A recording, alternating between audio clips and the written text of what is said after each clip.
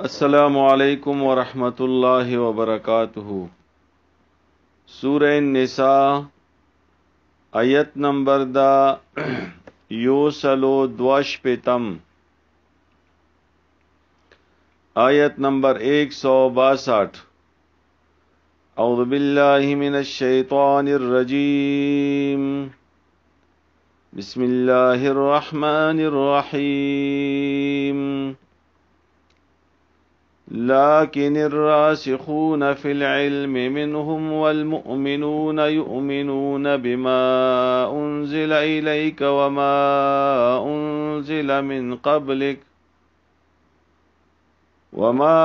أنزل من قبلك والمقيمين الصلاة والمؤتون الزكاة والمؤمنون بالله واليوم الآخر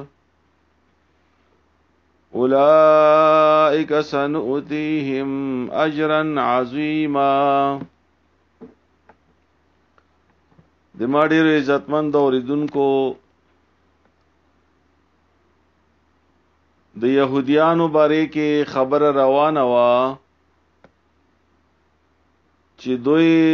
د خپل پیغمبرانو ناقدری کړي وا، د غوی نافرمانی کړي وا، او بیا د رسول الله صلی الله علیه وسلم باندې هم ایمان را نوړلو. بیا په دوی کې داسې ګناهونه وو چې غټ غټ او لوی لوی ګناهونه چې پاغه کې شرک وو، پاغه کې د سود کاروبار وو، پاغه کې حرام خوړل دي، د خلکو مالونو باندې قبضه لګول دي. نو الله فرمایي چې دوی د پاره دردناک عذاب ده. اوس په دینن سبق کې الله پاک د هغه خلکو باره کې خبره فرمایي چې کوم پکې مسلمانان شول، ایمان راوړل. نو الله فرمایي چې لکن الراسخون، لیکن کوم خلق چې پاخه دي، مضبوط دي، فی العلم په علم کې، منهم د دوینا، یعنی په دوی کې چې کوم عالمان خلقو او په علم کې مضبوط خلقو، نو پاغوی کې بعضو ایمان راوړیو. لکه عبد الله ابن سلام رضی الله عنه، دا د يهوديانو غټ عالم وو، د يهوديانو مشر وو، خو هغه حق پرستو چې هغه ته دا پته ولګی دا چې اخره پیغمبر رسول الله صلی الله علیه و آله وسلم تشریف راوړی دا، چونکه دا خبره هغه په خپل کتاب په تورات کې هم زده کړی و. نو هغه فوراً په نبی علی السلام باندې ایمان راوړلو. نو دا هغه مضبوط خلقو په علم کې، یعنی حق پرست خلقو چې هغه ایمان راوړلو. والمؤمنون، او مؤمنان خلق، یؤمنون بما انزل الیک، چې هغه ایمان راوړي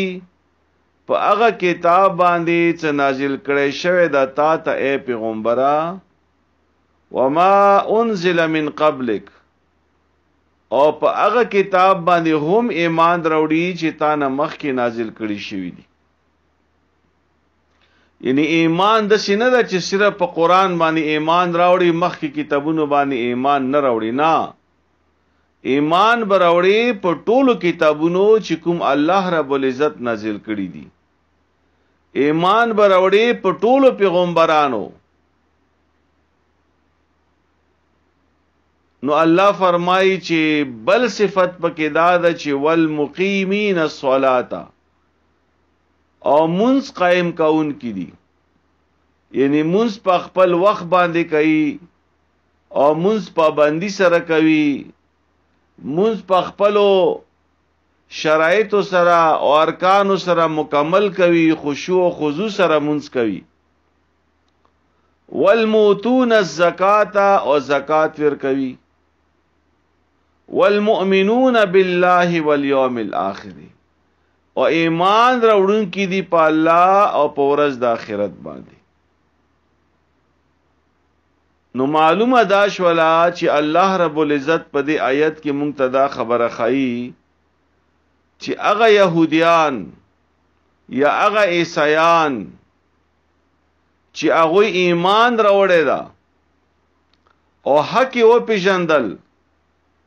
او داس ایمان راوړلو چې په قران باندې هم ایمان راوړلو او په مخکو کتابونو باندې هم ایمان راوړی دا او صرف ایمان نه بیا منځ قائم کړي په منځ باندې پابندي کوي منځ نه بیا غافل نه دي لکه عام مسلمانان به تاسو ګوري اکثر چې هغه منځونه نه کوي یا بے وخت کوي یا بے جمع کوي یا په منځ کې سستی کوي نه ایمان راوړی دا اور سره په منځ باندې هم پابندي کوي والموتون الزکات او زکات هم ورکوي او په الله او په آخرت باندې ایمان راوړي په آخر کې الله رب العزت دا خبره فرمایي چې په الله او په آخرت باندې ایمان راوړي مطلب د دې اصل کې دا ده چې کوم ایمان دوی راوړی دا د دې د پر راوړی دا چې الله مون راضي شي دا ایمان مونږ الله د پر راوړی دا چې الله ر ناراضي شي د دنیا مقاصدو د پاره نه د دنیا مفادو د پاره نه چې مونږ نه الله راضي شي دویم مقصد مونږ دا ده چې مونږ آخرت کې کامیاب شو چې آخرت کې مونږ ته ګټه ملاو شي آخرت کې مونږ ته جنت ملاو شي نو الله فرمایي چې دا صفاتونه چې پچا کې پیدا وشولو اولائک دا هغه کسان دي دا سنؤتیهم زرد چې مونږه بویر کو دوی ته اجرا عظیما لوی اجر لوی بدلا به دوی ته ویر کو دا صفاتونه چې پچا کې راغلو نو دې آیات کې چې کومي خبرې دي دا صرف د يهوديانو باره کې نه دي چې هغه ایمان وروړ دا متم الله فرمایي چې الله ته داسې ایمان پکار دا چې صرف د خلی حد پر ایمان نه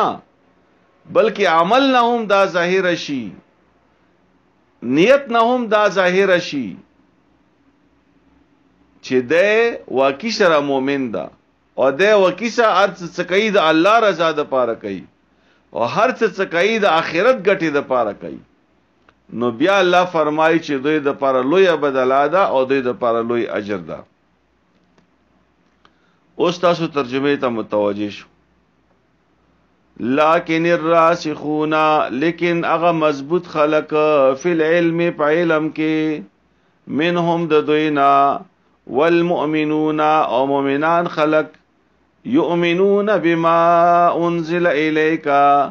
چې هغه ایمان دروړي په هغه کتاب باندې چې نازل شوی دا پتا باندې اے پیغمبره وما انزل او په هغه کتاب باندې چې نازل شوی دا من قبلک تا نمخ کې والمقیمین الصلاة او منځ قائم کون کې دي والموتون الزکات او زکات ور کون کې دي والمؤمنون بالله او ایمان دروړون کې دي په الله باندې والیوم الاخر او په ورځ د آخرت باندې اولائک دا کسان چې دي سنؤتیهم زرد چې مونږه بویر کو دوی ته اجر عظیما لوی اجر الله د پدی سبق باندې متپویا او الله د پدی باندې عمل کول او توفیق راکړي واخر دعوانا ان الحمد لله رب العالمین آمین